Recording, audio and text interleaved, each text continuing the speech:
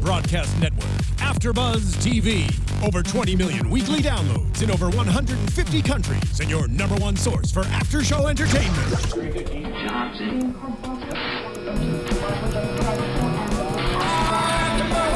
AFTERBUZZ TV, the destination for TV superfans. Producing aftershows for over 300 of your favorite TV shows, interviewing celebrities and showrunners, and bringing you behind-the-scenes exclusives. All thanks to E! Entertainment's Maria Menounos, producer Kevin Undergaro, and internet leader Akamai.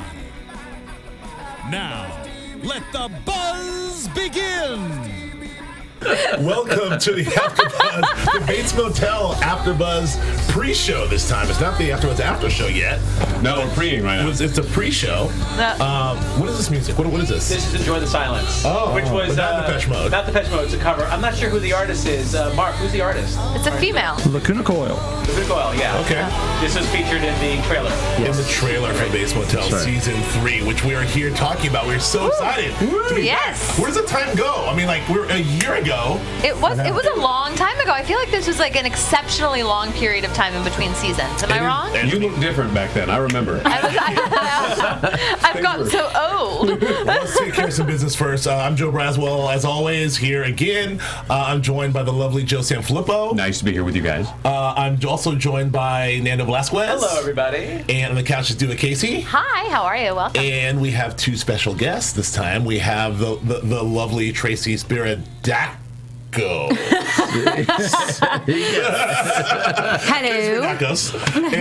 and the lovely Nestor Carbonell.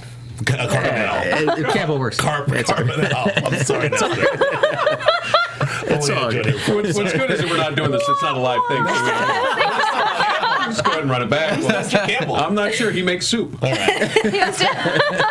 Well, once again, if you're just tuning in, Nando's gotten considerably better looking. It's because Nando's not. Last time we did that joke. I'll take it. We're kind of like brothers. Absolutely. Kind of like brothers. Lovely. Yeah.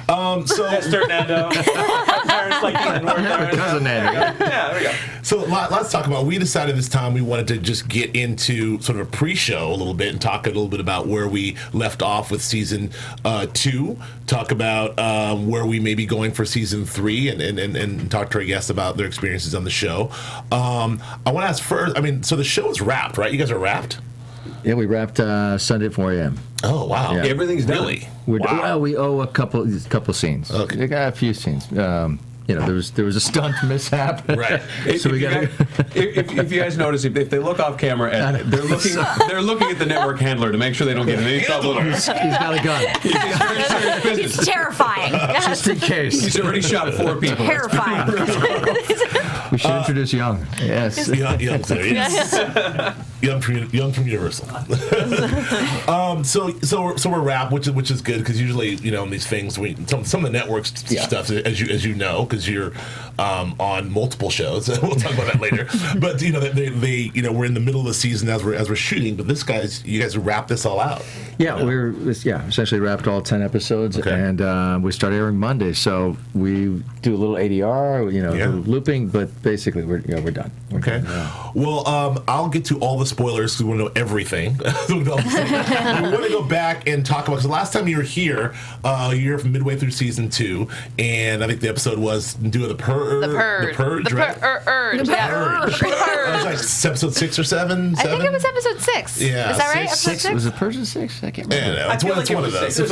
It was in the middle of the season. The one episode that you weren't in, actually, Nestor. So that's kind of a bummer. That's just kind of a bummer. But we talked a lot about it. We're trying to get our head around Alex Romero because we're trying to figure out what is this guy's end game here? What is he more of a criminal? Is he more of a good guy? Is he just trying to keep the as Joe says the proverbial fish in the horse, the crab in the horse?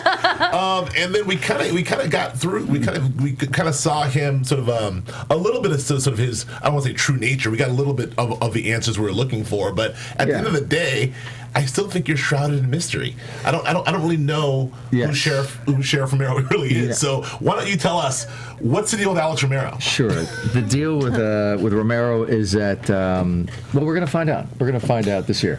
That's the deal. We're going to find out in episode. I'll tell you which episode. Episode 7. Oh, okay. So this 7 I will be in. Okay. And this one.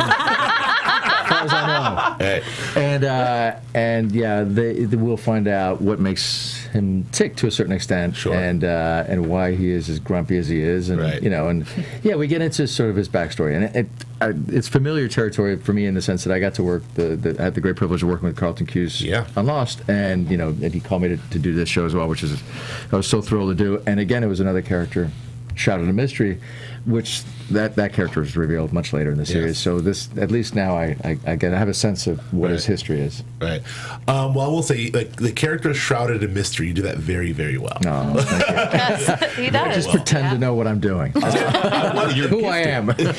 So this is, I don't know. Fake it. It's good. I got it. Don't know anything about it. It's fine. Back to one. Let's do it. So I want to talk in a general sense about just the phenomenon of Bates Motel. I mean, obviously the franchise itself is over 50 years old, so it's kind of like big shoes to fill. Yeah. But these last two seasons and going this season, the show has really taken off with the diehard fans of the old Hitchcock fans, as well as a bunch of new fans. Like, you were at Comic-Con. Like, what's it like? What's it been like just being a part of this whole phenomenon? It's been amazing, and Tracy, you're about to jump into this too. And it's what I love is that we're talking about Psycho and watching Psycho, and and obviously older fans of the film, but now seeing younger kids embrace this crazy dynamic now between Norma and Norman, and this world of Psycho is fantastic, and Comic-Con was amazing.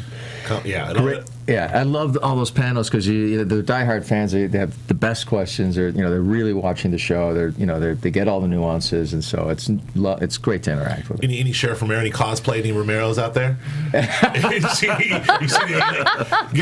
a lot of mysterious men. A lot of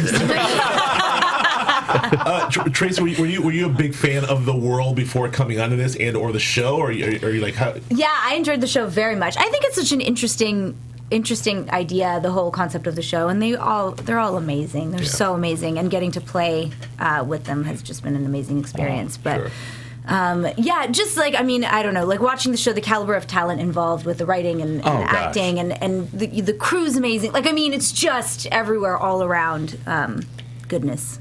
Yeah, and you're no stranger to sort of really genre fans coming from Revolution. You're definitely no stranger to the rabid fans. Yeah, but it's amazing. Going to Comic-Con and seeing a group of people like that's so passionate about what we do, and not only, it's not even necessarily about the actors. It's also about each other, and there's this communication with everybody, and it's just the energy at Comic-Con is my favorite. I love going. Flippy? No, keep going. You're doing good. Well, great. So back to season 2. So the season 2 sort of ended in this really cool, almost this sort of throwback to Psycho with that last scene we see Norman. It was all leading up to, when is Norman going to have that moment? When is Norman going to have that really full? When is he going to fully Norma out? And we've been teasing it, but that moment leading up to where Veer sort of saves him, and then the woods, and then brings him back to the famous lie detector test. Yeah. Yes. That moment was as great as any. Did it look like that on the page, or was it something like when you read that, we're like, oh, this is the Psycho moment, or was it kind of? The Kerry, Ehrin, the entire writing staff, Carlton Cuse, and they're pretty extraordinary, and they, as you know, when you read the scripts, they're pretty descriptive, about what they want to see in the show and how.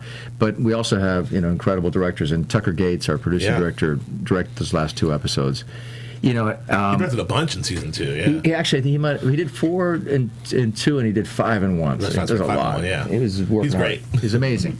If you get a chance to interview him, he's incredible. Yeah, he's awesome. But what I love that he does, and I know you obviously work with Tucker, was that he'll see what's on the page, and it's pretty explicit, as I was saying, but he will find even other areas to either create tension or to draw attention, or a pop-up moment that isn't necessarily on the page. So some of it is what the director, in particular Tucker, brings to it, but a lot of it is scripted, and that's a tribute to Kerry, and the writers are amazing. Right. I want to ask about your relationship with Norma and then the Bates in general. It sort of feels like there's this, you continue to be sort of drawn to them and pushed away and drawn to the family, and you're almost a part of the family now. The way you're helping out Dylan and this whole thing. But like, where lives at the motel. Yeah, it's like he's I'm in the soup. Sheriff everywhere. Well, it also adds to some of the more comedic moments of the show, your relationship with Norma, because she's always it's got something going on. It's marriage without the sex. Or it's just marriage. No. Not true.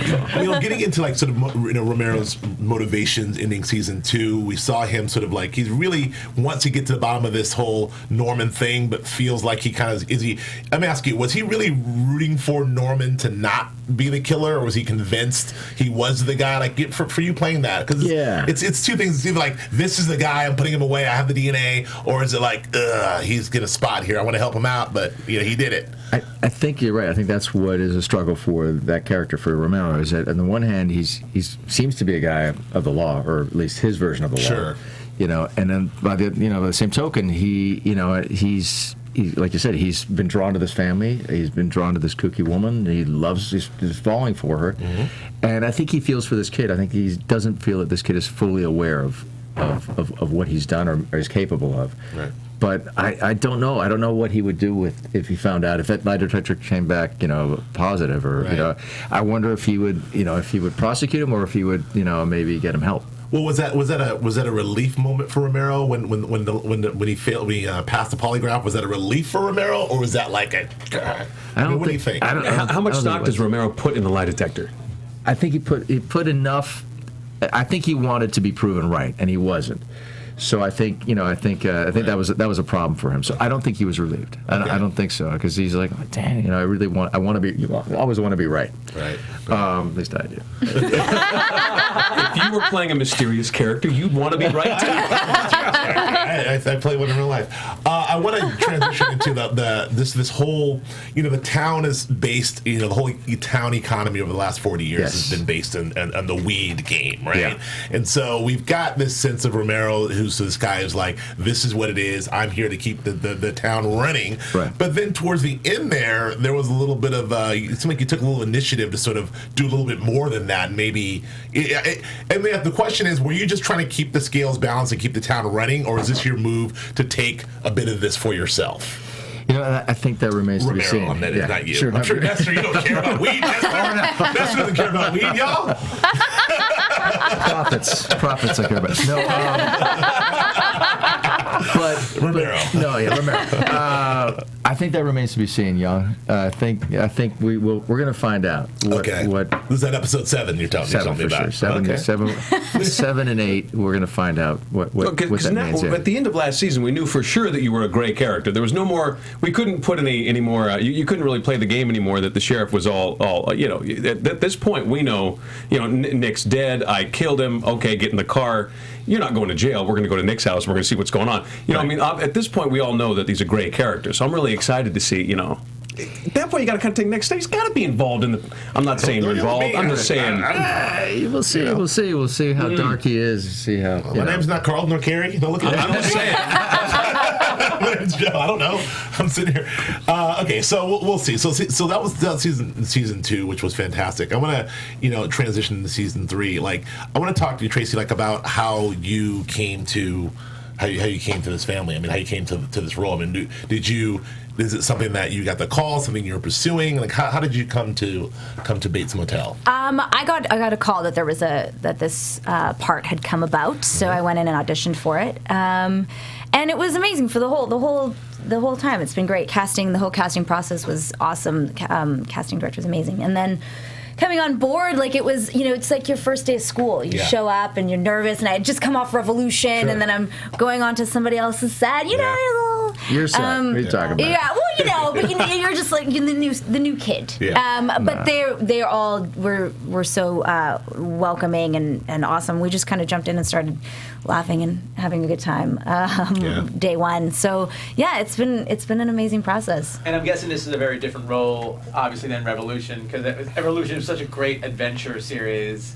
and this just has much more darker, and every woman that seems to come into this town has some kind of weird stuff going on. Either she has a relationship with Norman, or her brother, or something's going on. And Annika has a lot of mystery to her. I mean, she comes from a really kind of torn up past and an interesting, backstory. Yeah. And then she does come here. She has a reason why she's in town, and there's something kind of within that changes some things for everybody going forward. So is this one of these things where when you got the part or when you're presented with the role that the entire arc before? Is it sort of like this is some parts of the character and then you get the scripts as you go along and it's revealed, or is it like this is what's going to happen to her, this is how you're playing her from day one? Now, how much information did you have? I didn't have any information as far as the arc goes. Every episode you kind of see. Yeah. Okay, but you had to I know the basics, but yeah, you kind of get the story points as you get to read them. Because the arc I saw was when I saw you show up was that she's in room number 4 and there's a shower running. Like I don't know how this is gonna work out for you. But there's also, within that, and because people think that way, right. There's the yeah. Is there a misleading thought there? The whole flipperoo, man. Couldn't be complete. Yeah. Well, let's ask this. You're coming in season 3, and we've slowly been seeing the evolution of Norman. So, and also his relationships between Emma and Bradley and everyone else he's touching on. What would you define Annika's relationship with Norman? Where do we see Norman in this? She's kind of a distraction for Norman, I feel like, from his mother and from other things. And they have kind of an interesting dynamic. They're kind of buddies. She really trusts him, and there's a moment in the first episode where he tells her that she's a really, she seems like a really nice girl, and that really speaks to her so much because of her life and everything that she's gone through. Somebody all of a sudden sees her in a way that nobody else does because they judge her in every way. So they do connect in a really great way. Right. It seems there's a lot of chemistry between you and Freddie and your character Norman. Even I think. We've all seen the pilot, and then the pilot hasn't aired. The premiere episode that's going for season 3, the season 3 premiere, I should say, that Mr. Campbell's in. I'm kidding. He makes really good soup. We've all seen the season 3 premiere. We don't want to spoil too much, but there's a lot of interaction with you and Norman, you and Freddie, and I want to know. I couldn't really tell. Does she like him initially? Because we can tell that Norman's a little smitten with you. But how does she perceive Norman? She sees him as he's a sweet kid. His mom's a little overprotective. Sure. But she's never really had the parent. But she's never really had parents be there for her. So at the same time, she sees it as sweet that she actually he has somebody looking out for him. Sure. She never had that. Right. She doesn't understand, that whole thing. Right. But that's her observation. And she's used to getting glances in a certain way. So the fact that he's looking down her shirt and he's being, he's a teenage kid, she doesn't really take it in that way. So it's more just like a sweet kid. Right. I think that's really interesting that it's you know who Norman is, how the story ends, as we said time and time again, but now the perception of seeing him as this sweet little kid, because I think that the second to last scene in the season finale of season 2, when he goes into the woods with the gun, I think that scene was the death of the young boy and the birth of what will be this crazy serial killer. So the fact that your character sees him as this sweet thing really, I think, is going to be important for the audience to stay connected to Norman's character and not have him dip off. Right. So I think that's pivotal. Yeah. I agree. It's also interesting to see, this arc with Norman, in that we know there's this extreme bond with him and Norma, but again, because we know the end story, well, obviously, it doesn't work out so well for Norma, right? So there is this, so somewhere along the line, it goes kind of bad with Norman and Norma to the point where she winds up in a rocking chair upstairs. So so it's really interesting to see this journey, which is really amazing. Well, I think, and I have a feeling that your character is going to definitely have something to do with Norma too, since we see how possessive Norma can be and territorial she could be when it comes to her son. She affects a few different people throughout her, her visit. She affects the whole show. No, seriously. Tracy is instrumental in the show. Huge. And, How fun is that to play? So fun. Fun, and it's so different, Annika's very different than Charlie, and so it's been a lot of fun. Just getting into the mindset and creating and who she is and what she's all about, and then getting to play in this dark world with them has been pretty amazing. Yeah, and last on that, at least we're talking about only episode 1. What was it like? Finally getting there and working with Freddie Highmore. He's by all accounts amazing, but you had a lot of scenes together. How was that? How did you guys get on? We just all got on really well right away, so it was fun. Even meeting Vera too, I was like, hi. Yeah, that's how we are. You're amazing. Nestor, may remember from last time, I have a problem because I'm in love with Vera. Who isn't? It's unreal. Who isn't? That's exactly what Nestor said, actually. And she's amazing. She's like down to earth. She's hilarious. She's super cool. So crush grows when you get to know her. By the way, gets worse. Just bigger. Be worse. Just bigger. We were at Comic-Con for Revolution actually, and I remember looking over and I was talking to Billy and I was like, that's Vera. He's like, okay, calm down. I was like, I cannot calm down. I was so excited to see her, and of course I was just awkward in the corner. But anyways, it was really cool going on set. They were. And we all just, we just all got on really well together, so we just jumped in, and Tucker was directing that episode, so we just, fun. Speaking of directing, if I may move forward, we have a couple of questions from our audience tuning in live to us on YouTube. And iPyrokinetic wants to... don't blow anything up, guy. He wants to... Yeah, totally. Yeah, exactly. Don't blow anything up. But he has a question for Nestor. So, Nestor, how was it directing your first episode this season? Ooh. Thank you for asking. Spoiler alert. He wants to know if you were super bossy to your cat. How was I, Tracy? The worst. I'm just kidding. The worst. Pretty bad. It got to me. The power got to me. No, it was amazing. It was an incredible opportunity. To get to direct anything, and then to get to direct a show I love. Sure. I blame Vera for that. She was the one who started saying that I should direct. I had never had any ambitions to direct. Really? Oh, wow. I always wanted to write. She said, no, you should direct. I go, really? I don't know. So she kept telling Carlton and Kerry, you should direct an episode at some point. I was like, really? So which one?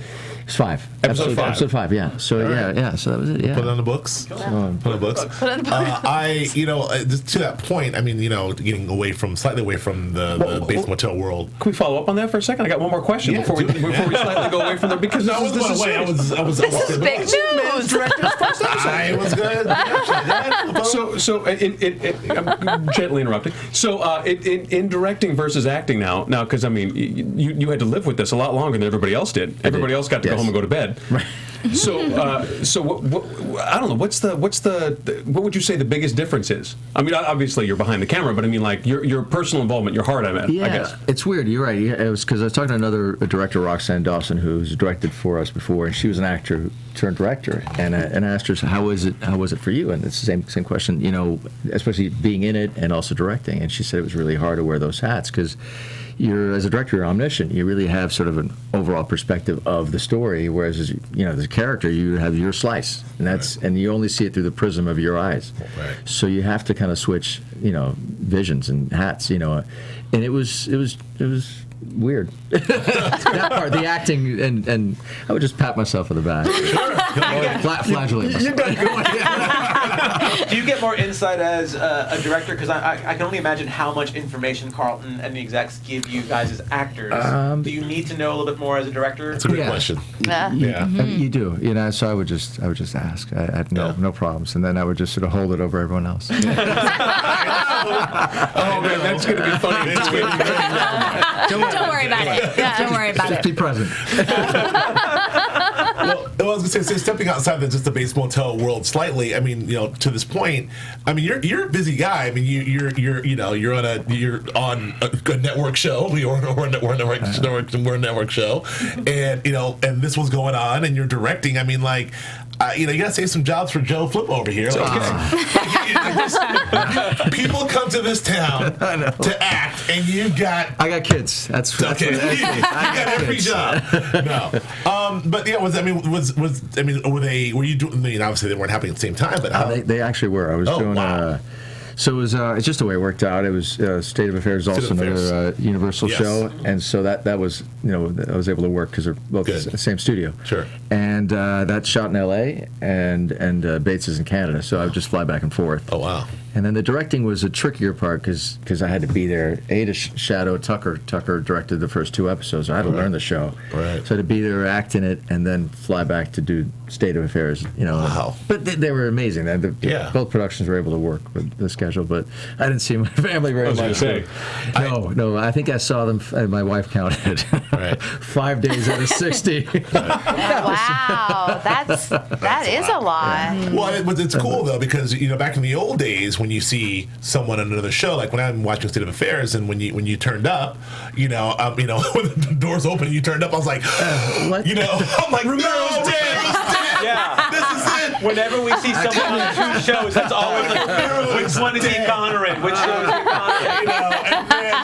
And so I was so happy to see that. They're like, oh, it's Universal. Oh, okay. He called me. He was crying. It was very sad. He said, Campbell's not on anymore. Campbell may be dead. Right. But this is this is the old days. This is the day. It's a new day. So it's cool that can happen. I was thrilled. Thrilled by another great show, incredible cast. And it was really sweet that they were able to make that work for me. Right.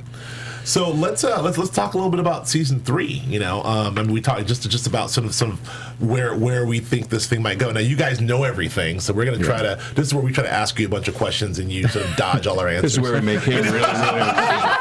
Just watch if they flinch. Watch if they flinch. So my first question is, where do you die? Probably room 4. Not in episode 5. Yeah. No, we makes it till 7. We're clear on that. Well, we do know. I mean, we know we're going to get more. You've already said we're going to get more Romero, like sort of exactly where he's. Uh-oh. Sorry. It's all right. We'll get sort of like the definitive answers on Romero, in that way. But I guess the general question is, are we? Is he going to be? Closer? Are we going to see him with more interaction with the Bates family post this incident, or is he going to be away from the Bates family? I think he can't help but be sort of be drawn to the family in some way or other, either to investigate them or because he sort of has some affinity to Norma. But there'll be a sorry. Oh, I'm so sorry. No. He still lives in the hotel, right? At this point? Yeah. You'll see me in the hotel. We'll see what happens. We'll see what happens with my living situation. But. Yeah. Oh. Cool lady pulls up on a porch. Things get interesting when a cool lady pulls up on a porch. I was in room 11, 4. That's a walk down the road. Short walk.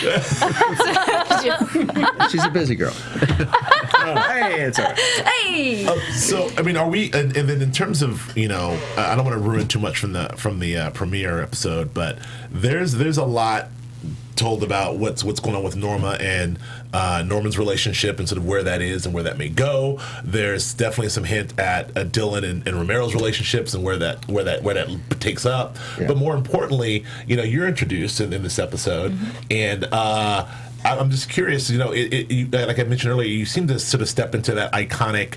Room 4, which is not a spoiler because I think that was talked about, and there's a shower incident in there, as was talked about. So I want to know. We know you're sticking around now, so you told that, but are we going to see some sort of an involvement, an entanglement with Norman, or is this just sort of? What's that relationship maybe going to be like or not be like? I like what you're doing with your hands right now. Look at that. He doubles as a synchronized. That's what I was doing at the Shark Tank. He's like, if we can't speak, we'll just sign. I want to dance through it. He's very laugh-in.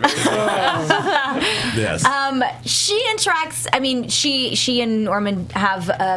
They do interact in a close way. I don't know what you can take from that, but and I don't want to give too much away. But she impacts not only Norman. There's several relationships that I think I already said that she kind of dabbles in without giving too much away. I'm the worst at teasing anything, by the way. I'm always like, I don't want to say too much. What? Yeah, I know. I completely know what you're saying because I'm nervous here because I've seen the first episode of season 3. I don't want to say anything. But are you like a classic, almost like a femme fatale character? Is that how you describe? How would you describe your character?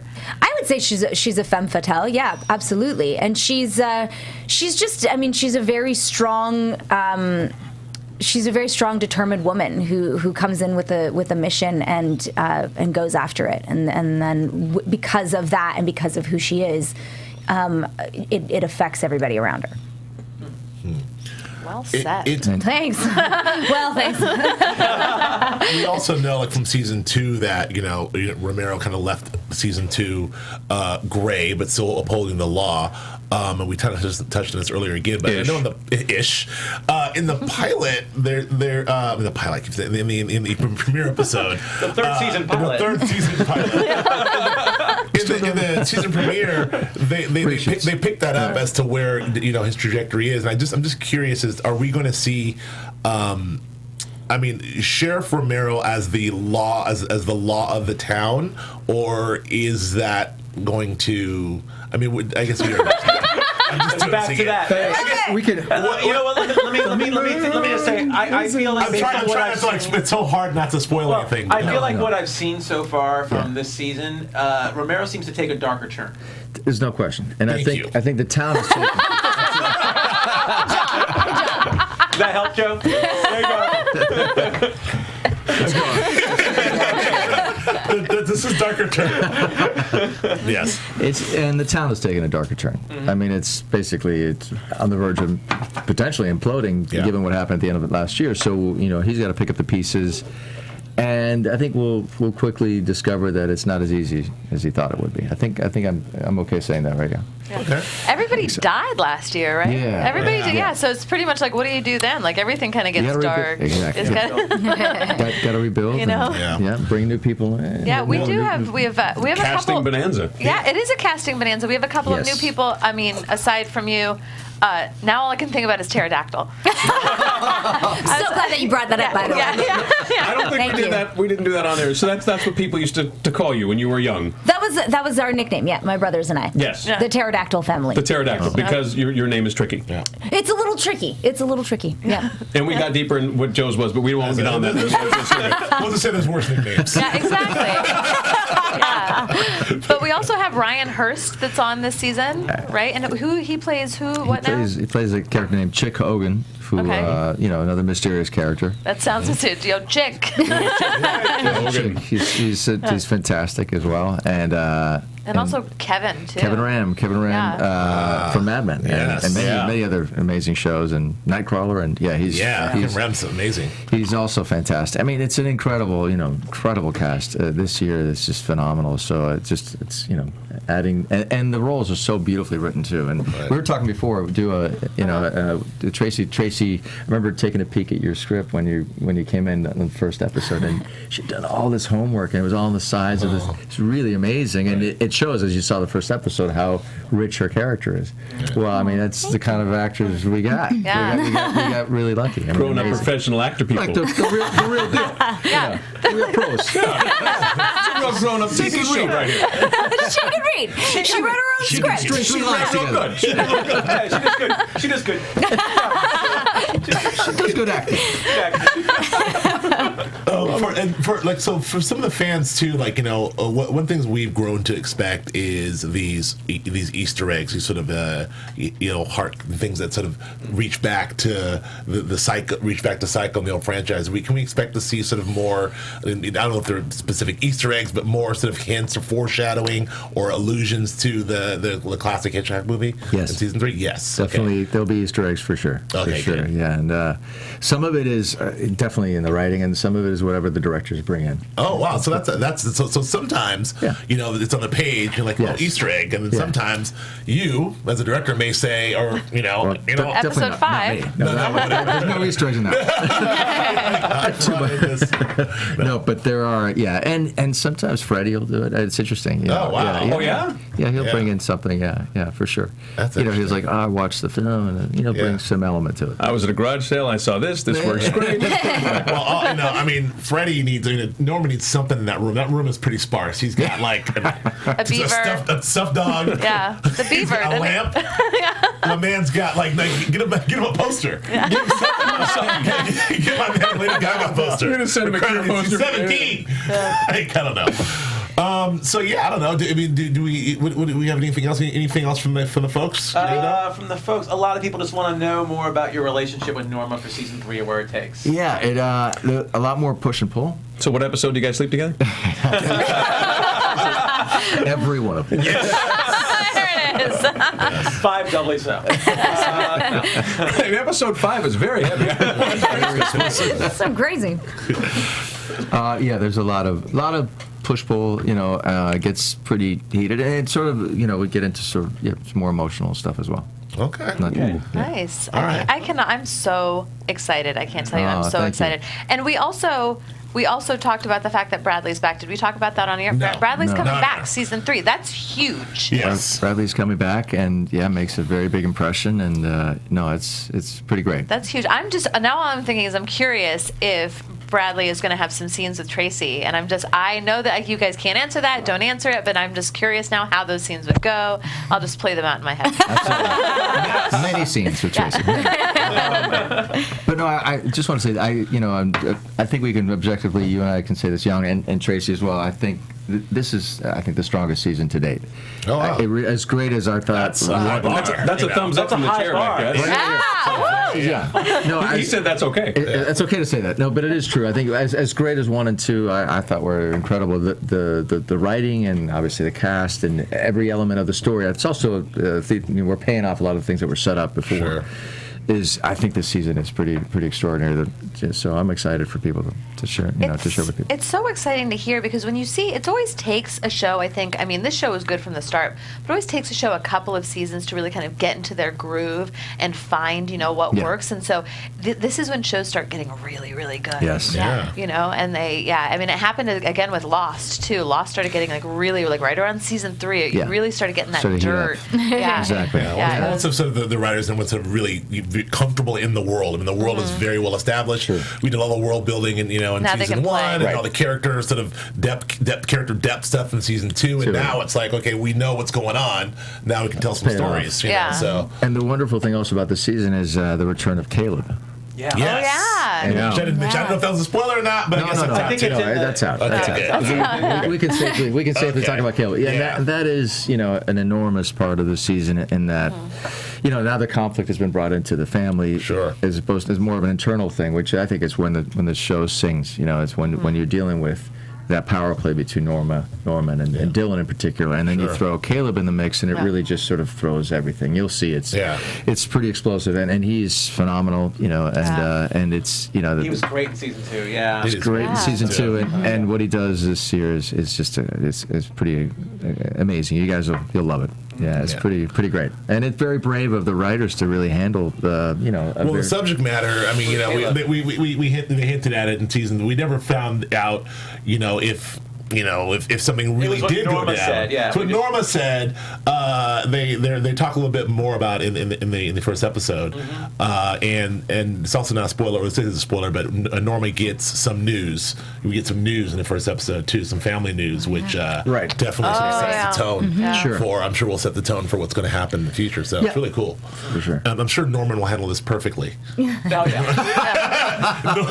has his uncle and his mom and his brother. Listen, Norman's like, hey, I'm cool. I'm fine. No big deal. Let's just hang out. I just wouldn't want to be staying in room 4 when that was happening. 7, 9, 15, anything but 4. Anything you guys want to talk about or tell the fans, or anything we should look out for? Anything is particular that you can say at all? You go. You're an amazing driver. You get to drive. The Porsche driving. Yes. Wait. What happened? Go ahead. Go slow.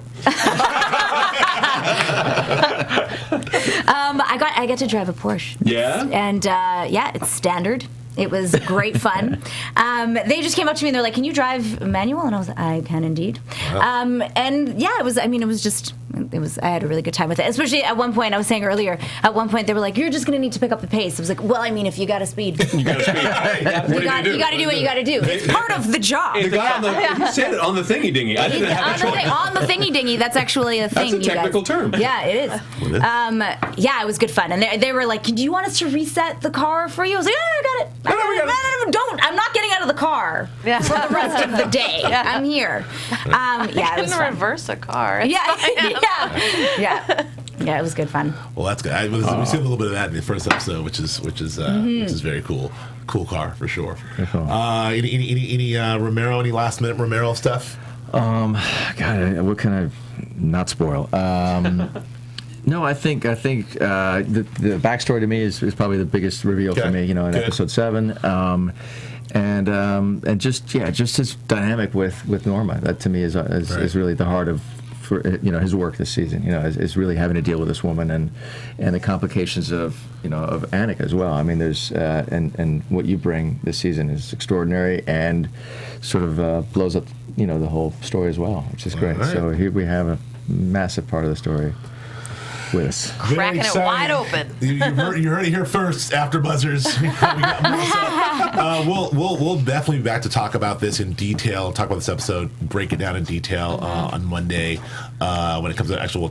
We'll do it on Tuesday after the show airs, and then because we did it before, it's really weird. People get mad at us. Don't tune in for spoilers.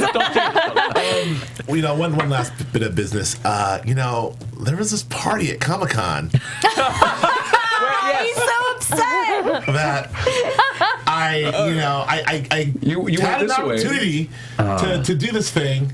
And I don't know what, how, or where. You would have been great at the Playboy party. You would have been awesome. You were standing outside the convention hall. Could have been. But you don't have to say anything, but I hear the party was fantastic. It was just all right.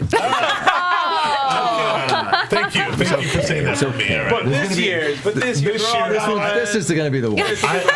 I'm crashing that party so hard this year. Third time's the charm. So hard. Amazing. Okay, well, thank you so much for joining us both. Thanks for having me. Do you guys want to shout out your Twitter handles or your Instagrams if you want to? My Twitter is TR Spiridakos, and the Instagram is just Spiridakos. Okay. Mm-hmm. And my Twitter's at Carbonell Nestor. Yes, it is. Yeah, Carbonell, yes. Not Campbell. Campbell Nestor. That's the best. Totally different Nestor. Du'a, where can we find you? You can find me at Du'a Kaissi. That's DuaKaissi on Twitter. Okay. No Instagram yet, huh? Yeah. You know what? One of these days. I'm like an old lady when it comes to Instagram. All right. I'll explain it later. I need to know. Nando? She uses Polaroids. That's what she does. It's like I'm the only one that has a paper notebook still. Yeah, Everybody else has iPads. Everybody else has iPads. You can find me. Hopefully, you can find me at the Comic-Con party. But if not, you can still find me on Twitter and Instagram at Nandovel, Nandovel. Here in AfterBuzz for a bunch of other shows. You guys with the Blacklist. I'm doing Survivor this season. Oh, great! You and I got to talk. Great. Yes. And Scorpion and Walking Dead. Sounds good. Amongst Very cool. others. Joey Flip. You can find me at Joe Flippo on the Twitters. JoeFlippo. That's what do you want? The Twitters. What do you want? What do you want? What about your website? Well, I meant josephsanfelippo.com if you were bored. You're selling yourself. Could you say that faster? Because I know. JosephSanfelippo.com. Thank you. Thanks, Pterodactyl. Whatever. We're fighting outside. That's fighting words. It's on. Like he's gonna kick me We'll never have guests again. I'm Joe Braswell. You can find me on Twitter and Instagram at Joe K. Braswell. Thank you so much to Nestor and Tracy for joining us. Thank you, guys. Thank you. We're excited about Thanks for having us. 3, and we'll see you guys all next week. Thanks, guys. Thanks, guys. From executive producers Maria Menounos, Kevin Undergaro, Phil Svitek, and the entire AfterBuzz TV staff, we would like to thank you for listening to the AfterBuzz TV network. To watch or listen to other after shows and post comments or questions, be sure to visit AfterBuzzTV.com. I'm Sir Richard Wentworth, and this has been a presentation of AfterBuzz TV. Buzz you later. The views expressed herein are those of the hosts only and do not necessarily reflect the views of AfterBuzz TV or its owners or principals.